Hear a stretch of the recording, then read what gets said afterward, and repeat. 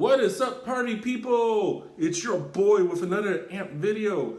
So you guys know that I like to do a lot of the videos through the lenses of NCR because it gives us an idea of what the potential for the AMP token could be out there. So NCR is working with IPickup. You may be saying, well, what is IPickup? Who are they? Think about, remember when COVID first came? You weren't able to really go out. Everything was shut down, but certain companies were able to stay open.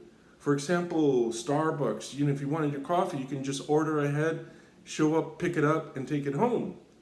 Well, big companies did pretty well.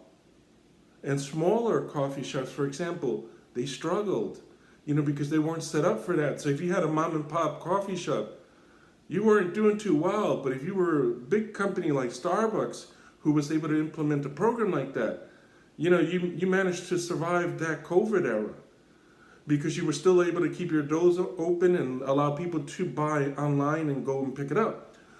But what's happening now is that a lot of people kind of like this move of being able to buy ahead and picking up later. And iPickup is a company that works with that. But they don't have the reach, that expansive reach that NCR does, because NCR can reach a lot of companies globally, here in the US, Europe, and all over the world. So they are partnering because they're like, hey, we have a service here for smaller companies. We can scale it down to smaller companies like mom and pop shops who want to implement this type of idea.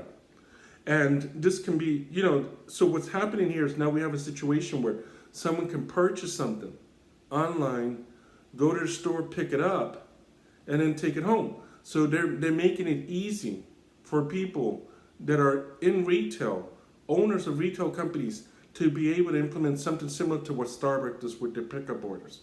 And you may be saying, well, how does this affect the AMP token? How could it potentially affect the AMP token? Remember, when someone buys something, the item that the company is selling is an asset. And there have been times, if you guys have gotten coffee or you've ordered ahead, you go pick up your order and you find out, hey, this isn't my order. You've got someone else's order. And sometimes a person may order, say, one coffee, come out, oh shoot, I got a latte, macchiato, I got this and that, and they won't return the item. They just keep it in Starbucks or the coffee shop takes a hit and just makes a new order. So they lose money on that transaction. So it means for the company, there are assets involved. And these assets may need to be collateralized. You may need collateral for these assets. For coffee, it's not a big deal because, it's probably just cost them a couple of cents. But on a big scale, it could add up. We think of coffee as not being that expensive, but if a mistake like this is occurring constantly, it starts to add up for a company, even a company like Starbucks. And since all this stuff could be occurring on Web3, it can be traced, it can be tracked, they can find out, hey, this is where the mistake is going, or this one employee is always making a mistake, so you can take actions to correct that matter. But then, this is just coffee. What if we start going to more higher ticket items, more expensive items? For example, not too long ago, I have a friend, she graduated from nursing school, we wanted to celebrate. So I got her a pretty fancy bottle of champagne, a couple of $100. I think I spent over $500 for this one bottle. I placed the order ahead because there was only one bottle left. And I said, well, I want to make sure I get it. So I placed the order ahead.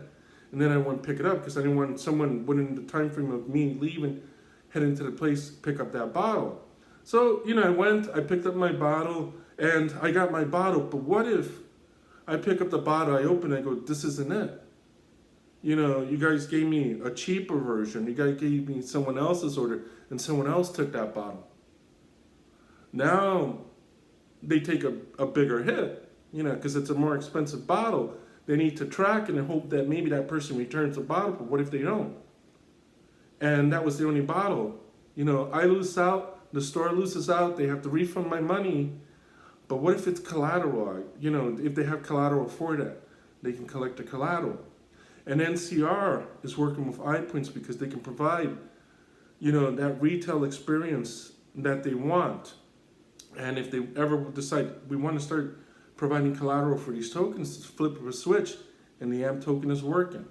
So this is potentially good news. This is a little bit of speculation, but we can see how NCR, with its partnership with Flexa, can ultimately provide collateral for assets that are worth having collateral, for more big ticket items. So this is potentially good news for the AMP token. Anyway, guys, until next time, peace out, safe investing.